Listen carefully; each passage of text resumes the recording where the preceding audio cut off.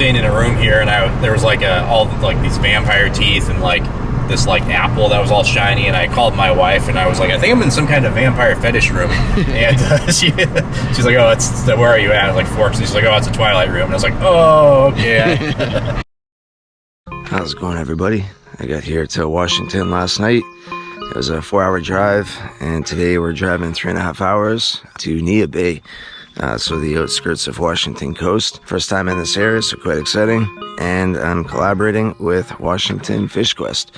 Blake, I've been chatting with him for the last couple of years now, and we've wanted to meet up for a while, but finally the opportunity presented itself.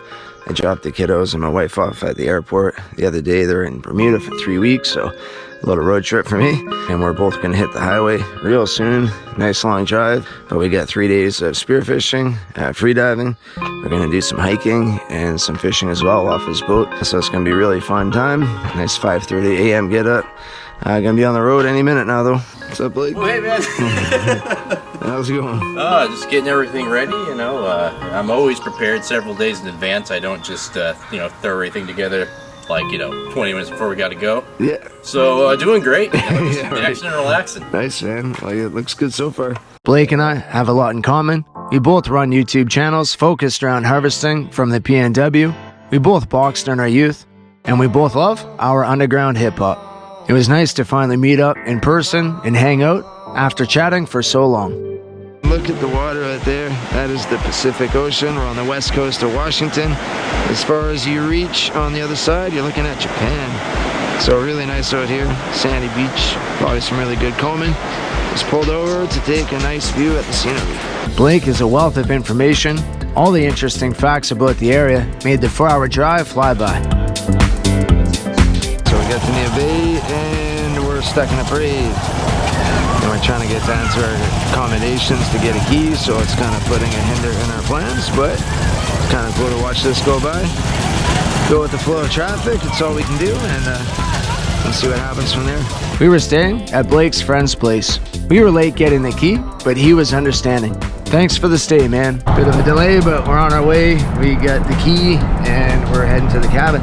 Gonna be in the water sooner than later, hopefully. Yeah. Are we here, Mr. Blake? We are here, Mr. Samson. Mr. Samson.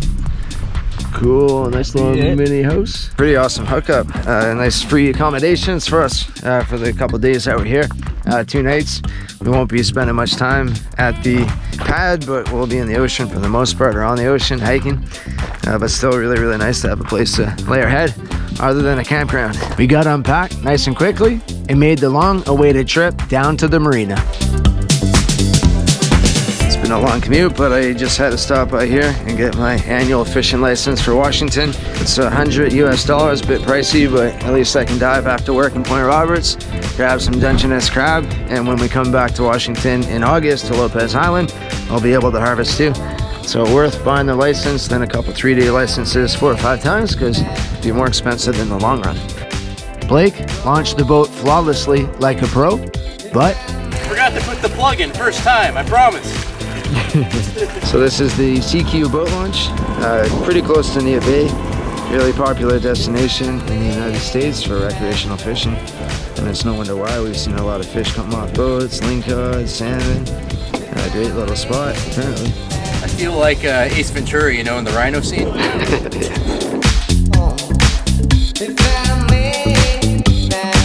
So what's the plan, Blake? We are going to cross into Area 4B of Washington State. Area 5 is closed. It's only open for spearfishing, and that's where CQ is, where we're at, is Area 5. Apparently, it's only open May 1st to June 15th. One of those things you wouldn't know until you try to spearfish, and then you think it's really lame. So now we're going to go into Area 4B, where the limit, I don't think we're going to do this, but you can keep up to 7 rockfish and 2 lings. Basically, it's a 9 bottomfish aggregate limit, and that can be up to 2 lingcod, up to 7 rockfish, and up to 1 cabbie. And I think you could replace all 9 with kelp greenling, but I could be wrong on that. But at any rate, yeah, so keep up to 9 bottomfish there with some restrictions. So let's go see what lives in the kelp. Perfect. And size restrictions on lingcod? None there, none in 4. Yep, so it's wide open. There's size restrictions in marine areas 5 through 13 in Puget Sound. No size restrictions on marine areas 1 through 4. Well, I guess that's the Washington coast, so Perfect, man. Awesome. The wind picked up just as we launched, but it was still workable. 23 feet. What do you think? It's a good starting point, right? As we give it a try, you know, it's tough locating fish or structure in this weather, but for these conditions now, Yeah, it's deteriorated a bit. It's kind of like the limit of what this boat can take, so we're gonna have to keep our eye out. But here we are at the spot, so might as well see what's cooking down there. I agree, man. We got a kelp patch over there, so we're probably gonna anchor in proximity to it, get around 20, maybe 35 feet tops, and keep it nice and shallow, low key. Hopefully the fish is good, and get wet. For me, it's really neat to see Vancouver Island from this vantage point. I'm not exactly positive, but I'm thinking that's Renfrew right over there. Barclay Sound, maybe a bit further down the coast, and all the way down there you can barely see it, but that's probably Souk, you know, Aylard Farms, and then Victoria around the corner. I had wanted to explore this coastline for a long time at this point. It was almost surreal as I was jumping into the water. Unfortunately, the visibility did us no favors on this day. It wasn't horrible, but it wasn't great at the same time. Blake is a certified diver without diving experience. I've been teaching construction safety for 10 years now, and I drill on the importance of having both training and experience in order to be considered competent. I really respected Blake's approach to diving. He didn't talk up a big game, he wasn't scared to ask questions, tell me he didn't know something, and he wasn't about to jump into any situation he didn't feel ready for. We've checked a few spots out at this point. First spot was alright, lots of little herring. Visibility wasn't great. I swam out to a reef, I saw a couple rockfish, copper, and a few blacks. Apparently copper here are closed. I did a quick recon on one reef and saw some cool structure but no fish. So I think we're going to finish off the dive here. Just a nice little kelpy area, only about 20 feet of water, but I should see some cool stuff. If not, no big deal. Although Blake and I are at very different skill levels when it comes to diving, I had complete trust with him in the water, and we had also planned out our dives with skill levels in mind. The first spots were a letdown, but that's diving. Can't always find the best spots on the first attempt. We were both pretty beat from all the traveling, so we worked on Blake's diving for a bit and called it a day after grabbing a snack.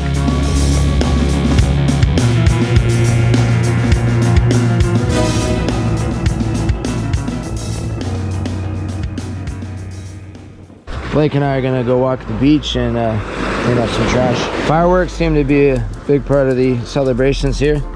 It's cool if people let them off, but clean them up after. So day one's wrapping up. We just grabbed some grub, had a really nice meal.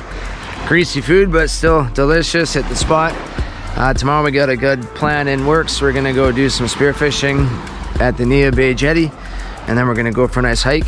We picked a really good weekend to come here. It's the Clallam Bay Festival, the 40th annual, and there's gonna be fireworks tonight. We're both tired. We got an hour and 5 minutes to wait for them, but we're gonna walk the beach and hopefully see a nice show. Clallam Bay is a pretty special spot. I don't think I passed a single person who didn't have a big smile on their face.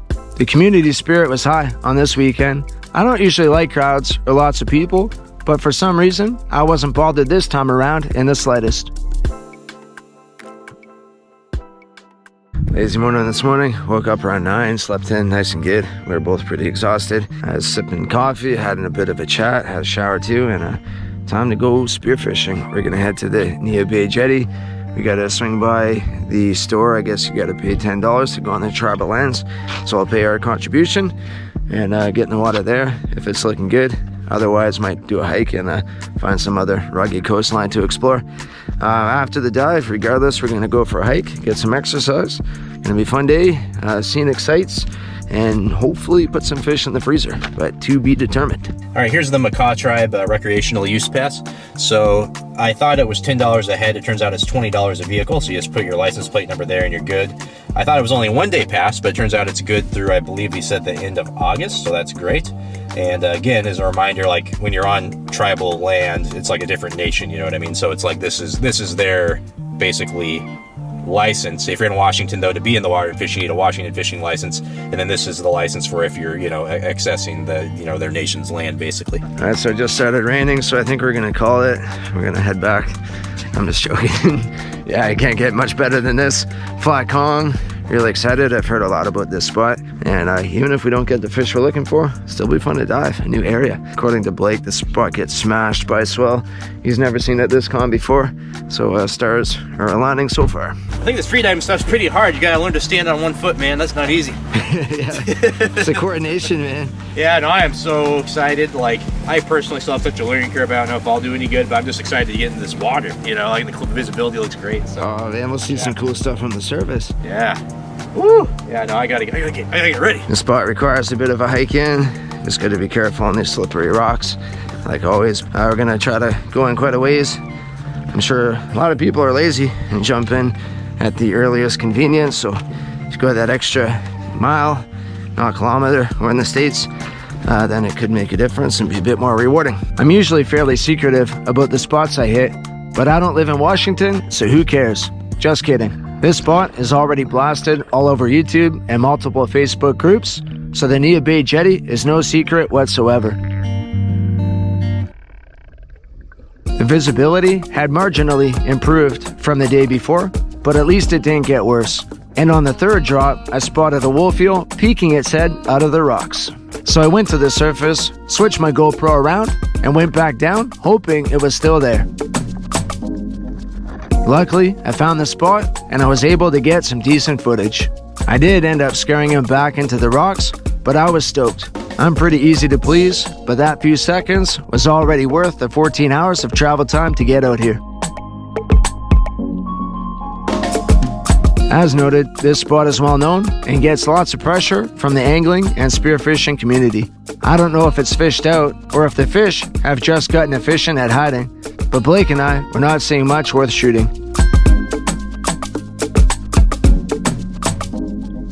After a solid effort, I gave up and just filmed the beautiful sights bestowed on the breakwater. There were schools of herring and sandlands all over.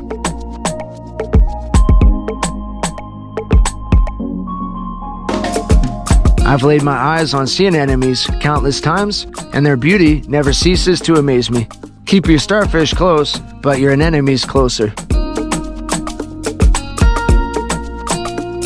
Blake was pretty blown away and saved the day with his first fish on a spear.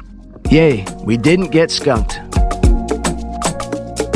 What a dive that was. I'm really happy I finally made it out to the breakwater here in Neah Bay. I didn't catch any fish, but hey, if you come to these areas expecting to catch fish, you're just gonna put too much pressure on yourself and, get bummed out. So at the end of the day, the journey isn't about catching fish. It's about going in the ocean and seeing beautiful sights. I saw that wolf eel on the third drop. That was really exciting. Scuba divers, they see wolf eel left, right, and center. They can pin them and visit them on future dives, but when we hold our breath, go down there and find them, it's always a treat. It's much more of a mission for us. Didn't see any lingcod. The visibility was mediocre. Wasn't great, wasn't bad. Saw some nice kelp, some cool anemones, some urchin, and Blake shot his first fish. It was a striped perch, so congrats to him.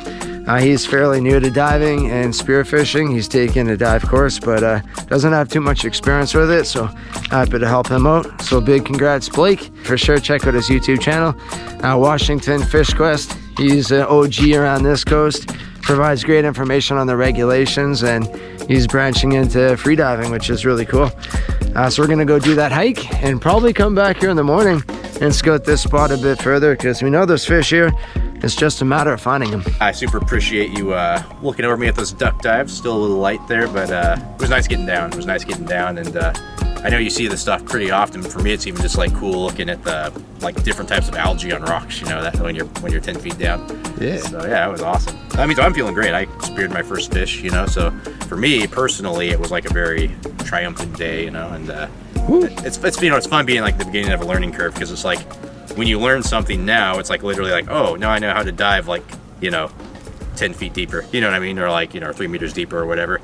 Where it's like the more you master an art, the efficiencies get less, you know. Yeah. So I'm still like early, so like everything I learn, everything you teach me, you know, I'm super grateful. You can feel the progression. Yeah, right? I mean, you can actually feel it. And it's like, oh, I was doing that wrong, and now I'm doing it right, like, or better anyway. So Nice. yeah, Nice. no, it's just like I'm stoked to continue to learn, and thanks for continuing to teach. I like your shirt. No, thank you. Yeah, one of Canada's finest. Yeah, man. Good old Leslie Nielsen. Hey, we're going to Cape Flattery, the most northwestern point of the continental USA. So, you know, if you have Canadian viewers, it's like, I don't care about that. That's like more southern than any of our land. But hey, if you're in the continental US, this is a big deal. Next up, we went for a hike and drooled at all the coastline. It was a big dive tease. Yeah, it's a pretty epic hike. The scenery here is absolutely beautiful at Cape Flattery. If you're in this area, check it out, 100%. I wish we could get down to the coast, down to the shore, I should say, because the diving there looks really nice. If we could get out to the outer rocks there, where the water would smash in, I'm sure we'd find some good schools of rockfish, and guaranteed some lingcod out there too. We might try to dive this tomorrow. Might just go back to the breakwater, hit up that island, but either way, really happy we came here. Sun's out, nice and warm. Can't beat it. I could spend all day viewing these sights alone. Being up on the cliffs provided us with a great vantage point for viewing wildlife. Okay, only some of the sights were worth viewing. I'd love to dive here. Maybe I'll do another trip next season or winter time when the viz improves and just do some epic free diving. What an amazing coastline though. Similar to British Columbia, but at the same time, areas I've never been to, so super exciting and blows me away. After Cape Flattery, we drove around with hopes of finding some more coastline to jump into. But the most promising spot would have been a few-hour hike away, and it was already getting late. I think that's a sea otter. Hey man, there's a sea otter here. Yeah, the sea otter, that's so cool. I never see those. Actually, I've seen one in Euclid. Oh, there's two. Oh no, that's a bird. Look at that sea otter. That's awesome. It's been a long, fun, and rewarding day. Hiking, diving. Conditions here are really calm. The sun came out. So Blake and I, we're going to hike this jetty again. Go a little bit further and jump in the water if things are looking nice and explore. The sun's going down though. So the water is going to be a bit darker. But at least the sun's out compared to earlier. Yeah, we went back to the breakwater. We didn't want to spend our last few hours of daylight looking around. And we were happy enough with what we had seen earlier. Remember what I told you earlier. The tides had changed, and more life seemed to be emerging. I found a lingcod, and although I could have surfaced and loaded my gun to spear this guy, I opted not to. This reef gets hit hard, and I'm sure this lingcod is more important left on the reef to populate it than it is on my dinner table. I was just stoked to see one.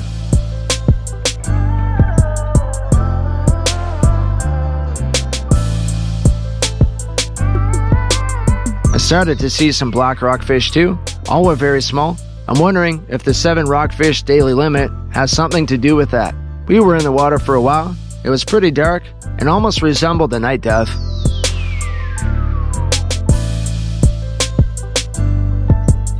We're wrapping things up. I brought my 5mm on this trip. I should have brought that 7mm, but it was soaking wet after my time in Alert Bay. But I was getting a bit chilly, kind of shivering. So I came out and I'm just enjoying this beautiful, beautiful sunset. Sun's going down as we speak. Blake's just finishing up doing a bit of snorkeling in the water. Yeah, this has been an awesome day exploring Washington. Such a beautiful part of the world. Even though it's really close to Vancouver Island, I'm looking at Vancouver Island right now. It just feels like a completely different place, which technically it is. So again, thanks Blake for the invite. You know, bringing me down here, showing you a slice of paradise. We're probably gonna head back to our place, grab some food maybe on the way, and call it a night. Wake up early, and I think we're hitting up a lake tomorrow, but plans are fluid. We'll see how we feel. Good time, good time. It's, I mean, it's again for me personally now. I'm duck diving down to 20 feet with pretty relative ease. I mean, relative ease compared to not being able to do it, and you know, touching bottom and that sort of thing. And still super buoyant, you know, but I know that's how it is when you're doing these shallow dives. But yeah, I had to blast down there. I was just falling around a jellyfish for like 3 minutes, you know. It was Yeah, it's like being in a zoo the size of the planet. So, yeah, it's pretty sweet.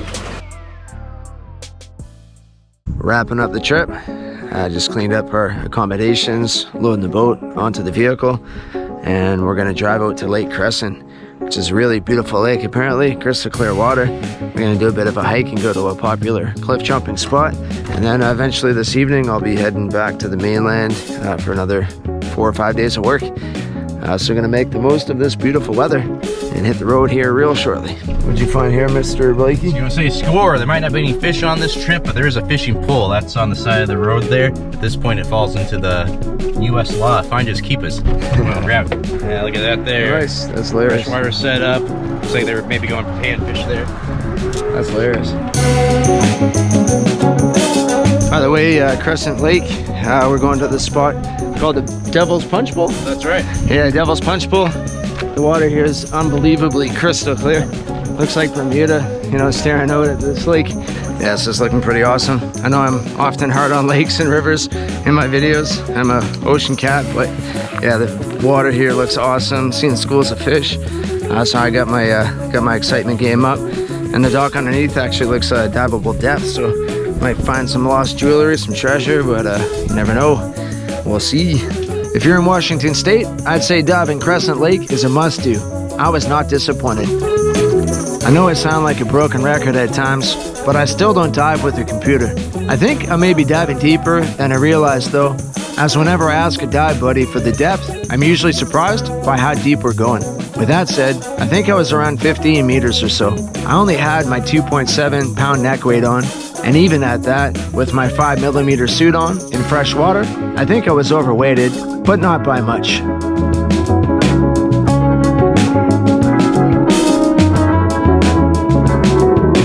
I was still getting warmed up at this point, but I found an Apple Watch on my first drop.